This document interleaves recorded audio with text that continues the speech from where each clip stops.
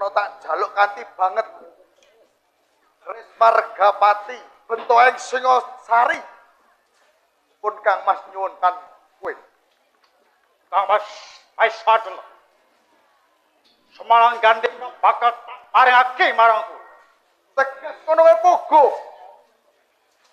Waktu dina iki ora ana kang aran sadulur. Aku lan kowe mungsuh. Oh, kaya ngono. Dadi wektu dina iki wis ana garis batas antara kowe lan aku. Ya. Apa ae jalukmu tak turuti. Maju legane nganti ya. Lakon mati. Masuk. Biasa tuh.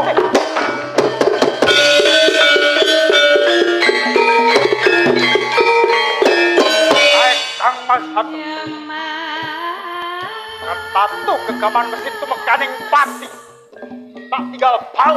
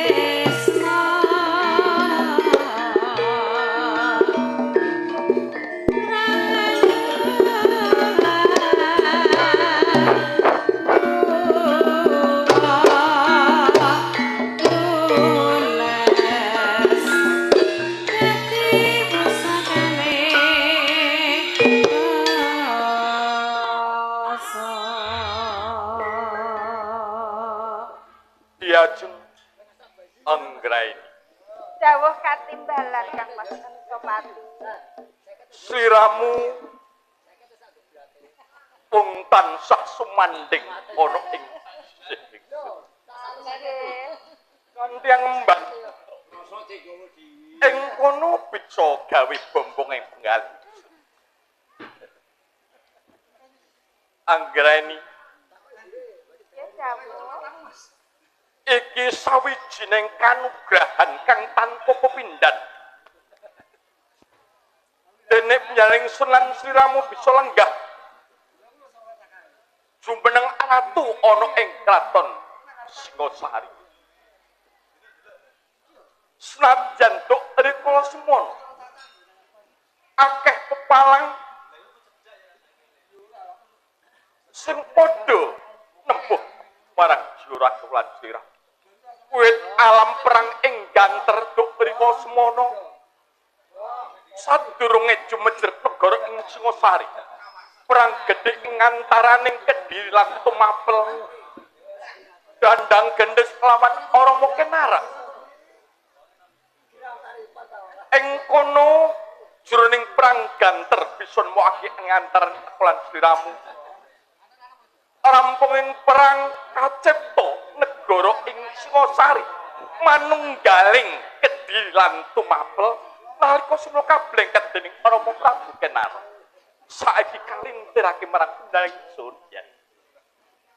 Nuwun. Ya sing anggrek. Mendah remenipun ing manah sumondhok wonten ing Singosari.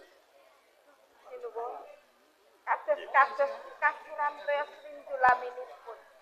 Awit menapa boten nginten babar pisan menawi to kula badhe dados garwa kados ngaten niku nggih dipun dipun sengkuyung kalian Nayaka Praja nggih to?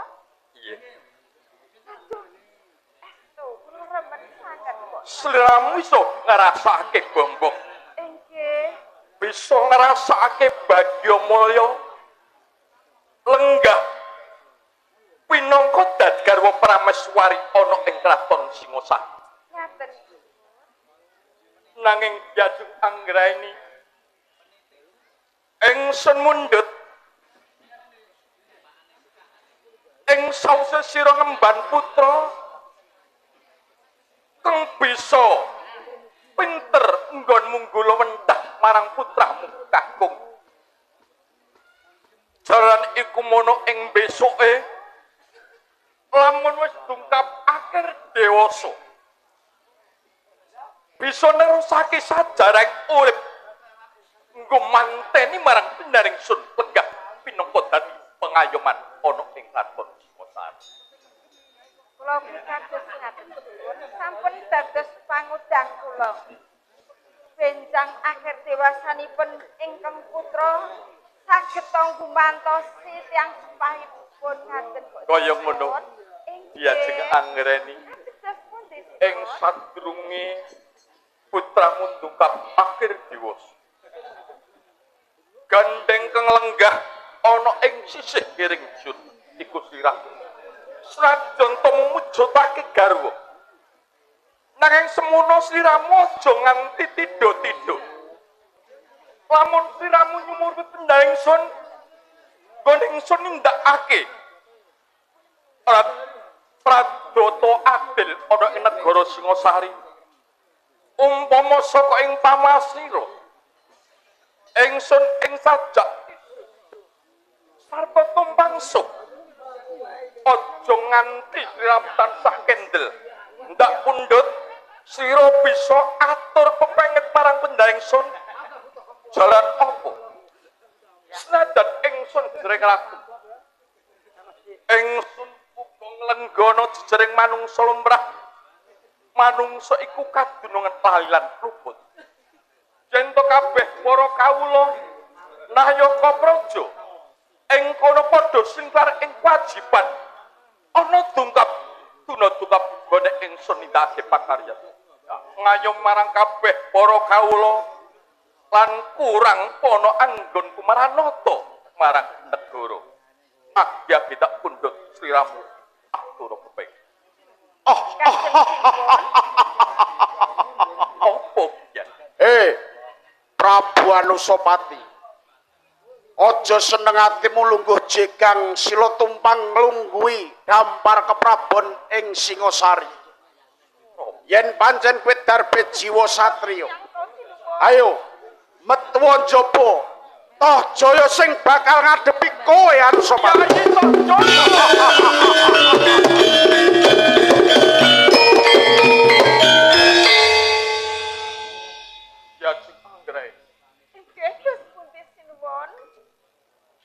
Ndak kira sliramu uga krungu marang sembare Yayi Tohjaya. Ora ngira babar pisan. Yen Yayi Tohjaya wit nalika nyaring semboyong sliramu wit saka ing ganter. Kagoleng ati gegongan titemo saiki. Bila ingsun wis juneng ratu. Yayi Tohjaya mun tansah gawi jeger ana ing perut. Mula yajeng anggraeni sliramu aja nganti geter. Aja nganti was lan kuwatir. Gandeng yen ingsun nampa tantangane Yayi Tohjaya. Aja dinarani ingsun kaya dene salah sawijining wanita kang kemberan mintik-mintik. Mula ngayu Aryo Basung sing pinten nggon momong putramu. Tohjaya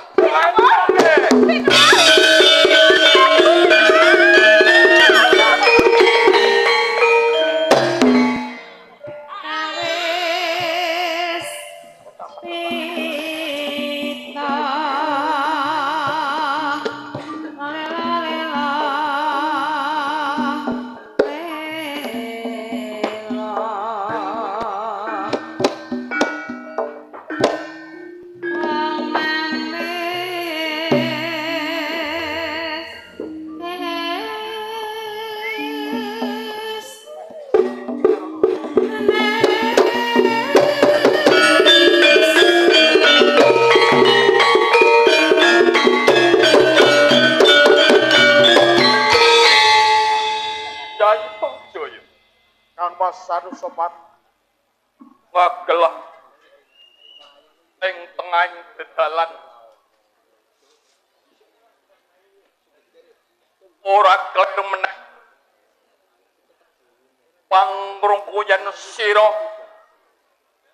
wis wani nantang metu saka ing pidalaman kang supaya ngadepi marang sira. Apa sing kok karepake Yai Tohjaya? Kang Mas Sanusopat, Iya. apa sebabe nantang kelawan Kang Mas Sanusopat merga pancen sengaja aku dituwuh sedane Rama Prabu Kenaro. Ngudi tuwuh babaten wong tuamu Prabu Kenaro. Iya, Apa kabeh mau gunung kaluputan menyang pendanku? Yen to aku makne kelawan Kenaro, apa aku luput? mestine luput. Apa kowe bodoh? Apa pancen kowe tok ora ngerti? Yen nggonku wanti-wani merjaya kelawan Prabu Kenaro, satemene aku nagih jalan Prabu Kenaro uga wis duwe bakti kelawan Sedar Pak Kakung. Ora mo tunggul ametung. Soko. Ing perkara iki aja kok dawak-dawake. Mergo umpama Prabu Kenaro mati wis pas. Merbo Prabu Kenaro wis iya. Yen aku ngutipu sedane Rama Prabu Kenaro mbok anggap luput. Saiki palungguhan ing Singosari tak suwun. Merga apa? Sing darbe negara Singosari wong tuaku Rama Kenaro, dudu kowe. Iya. Lho kanthi saiki ulungke gambar keprabon ana ing Singosari. Joy, Apa? bila ingsun jumeneng ratu ana ing Singosari sinuyudan marang kabeh paran para nayaka sarta kawula. Nek aku gumampeng ngulungake damparing keprabon marang sliramu kang ingsun sawijining ratu kang ora bisa ngayomi marang kabeh para kawula. Tohjaya, kena kowe njaluk damparing keprabon ing Singosari ya wis gemluntung mustakak. Kawasan sopan opo cetho pindane wong mut-mut gula ngrasa legi mbok gaglak sak pabrik-pabrik Ya, kula kanthi kuwi Mas Sanusopati opo yen Kang Mas Sanusopati kuwi palungguhan ing Singosari iras pantes aku kudu tuwuh sedane Rama Prabu Kenaro. aja mungake ana ing tata lair bukti aku sakak dengan kapan aku coba Anusopati murang tata gak legani suke kendel bondo wah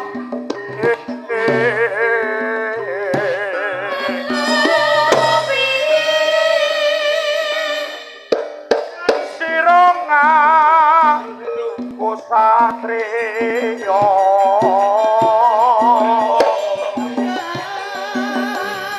ada pono kripto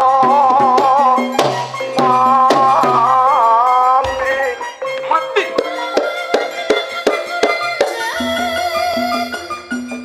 saka kira ingsun wabdi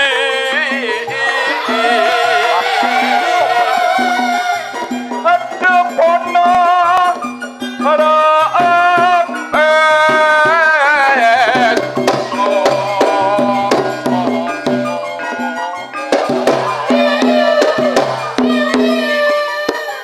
lamun sira putra sira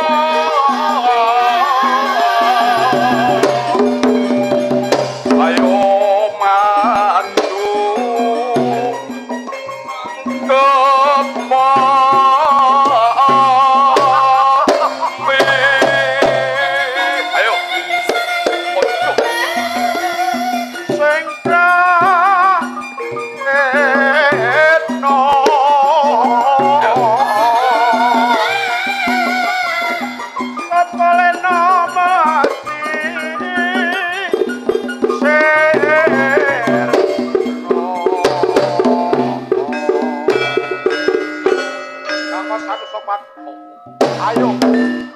Utang siwip neraka.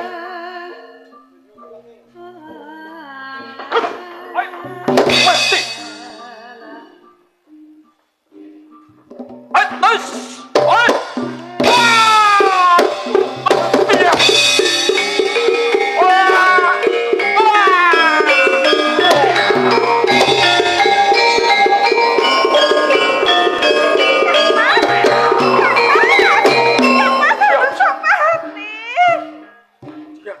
Oke.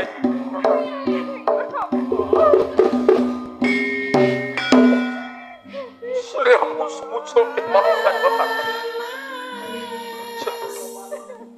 Kakang satu kaman. Ayo. Yen paten kowe bisa isin duweni kekuatan. Tangyo tak jojok waduk. Pun kiat-kiataken. Sing pinter. Nggonmu ngerengku Pak Putra. Kok menawa kabeh iki mau wis tutup garis sing putus teh. Ampun ketika kekatosan. Putra tasih kunang coban. Pada darah sinten ing Ojo banget. Nggonmu pun sarta itu liman ketiadian elingo yen sirah mempun mban tukang isik jabang bayi mulo Pun sadane kemawon. ayo basuki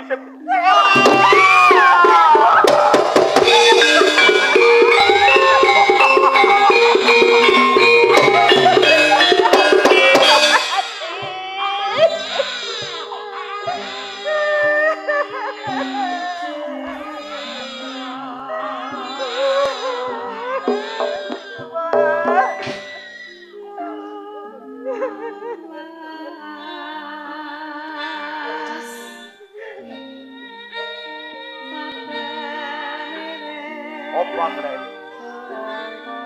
Bojomu mbok tangis sono milih getih parimbasan. Wis ora bakal bisa bali meneh. Saya Apa? pertanyaan kula. Bisa percaya nih Kang Pas. Nganti mati kan kaya ngene. Tapi kenapa terus tekan ngendi lah saya? Kamu sing duweni putra sepuhan jabang. Rasa welasmu gak ngendi lah saya. Yen aku mbok anggap ora welas. Wiwit biyen umpama kowe glegane atiku. Welasku karo kowe. Wis wiwit biyen. Mergo kowe ku biyen katresnanku ning kowe nyanati karo aku. Coba sepir atiku. Aku mbok tandingke karo anu sopan. Aku menggono. Mergo aku lebaran ning sejarah. Ning bareng saiki. Aku ngerti lebaran sejarah. Nganti kelakon aku ngokok ngerti karo aku.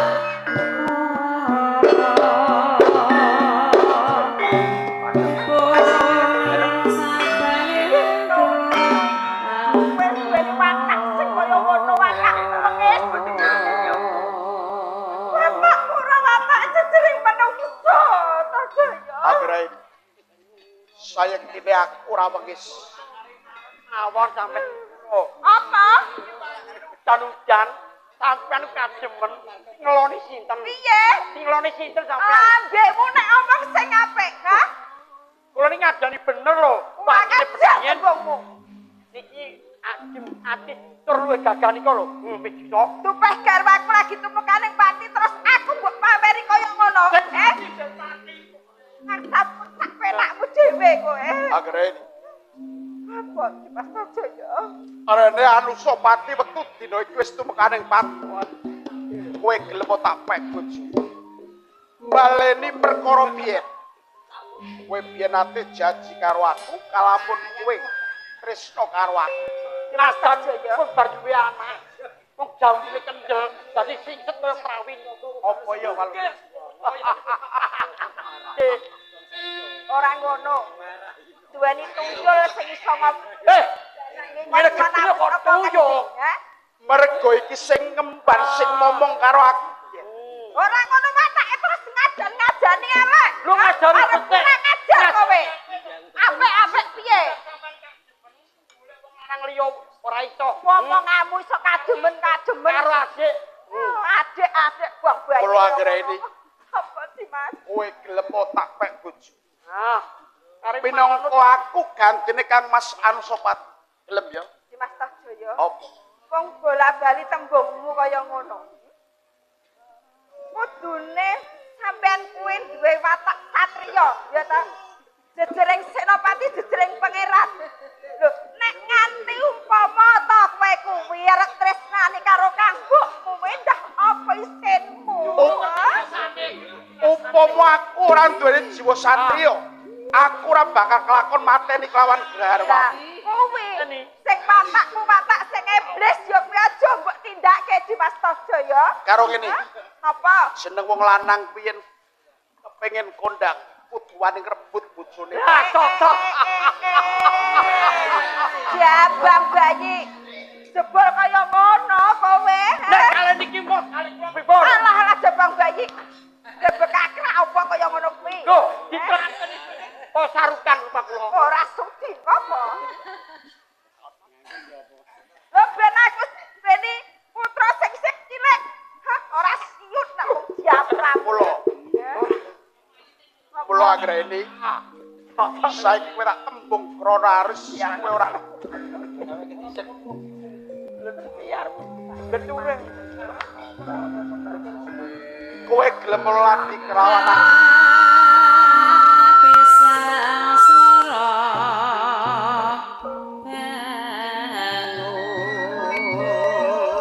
Garwamu sumenganing pati. Katimbang kowe dadi rondo kadisen ana gantine aku. Tembung sing ora marah. Ya. Dadi nalar to. Tertenan to Kang Mas. Kompletak kaya ngono kuwi.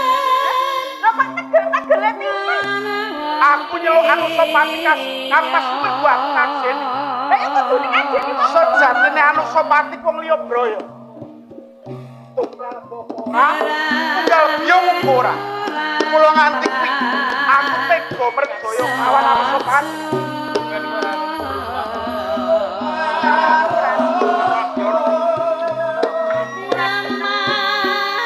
Aku arep duweni garwa duweni pengis. Endah kaya ngopo aku dadi garwamu. Lho salah sithik ngono lak ya mbok pateni. Akhire Apa? kalau iso kasar. Alah, gua wong wedok iki ya iso.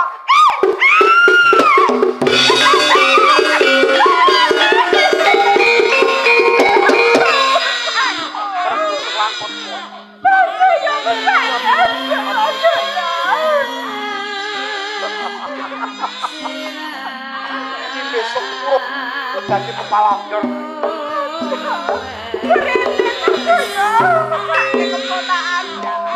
Palutru. Jawo. Jawo Doro. Tapan. Nggih. Sing apa kali? Rene anggrene pukuh ora gelem lati karo aku.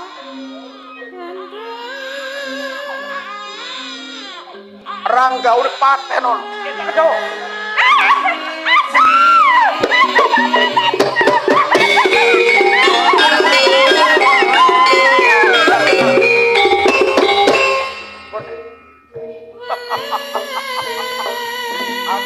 Anggrene. Oh, kowe gelem lati karo aku mesti putramu ora bakal dadi korban. Singosari wis pedhah. Palungguan ning Singosari dadan be.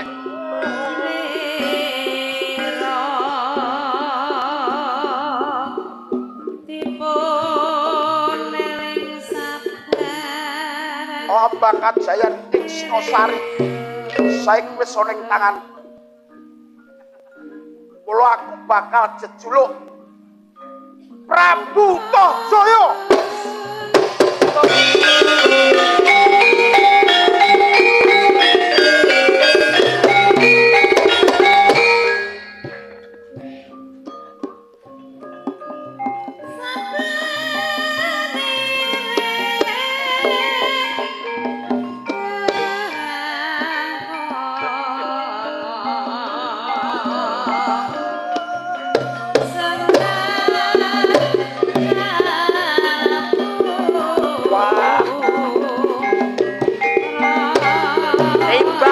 saiki besok gede.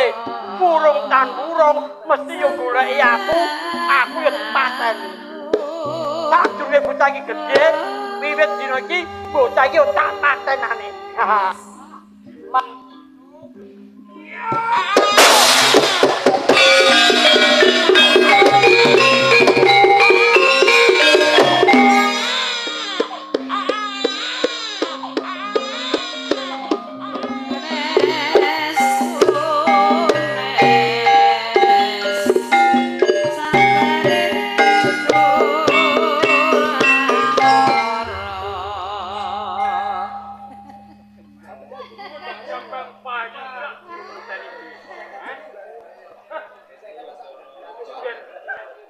Kanggo bares pirang tong joyo besok bakal pirangan.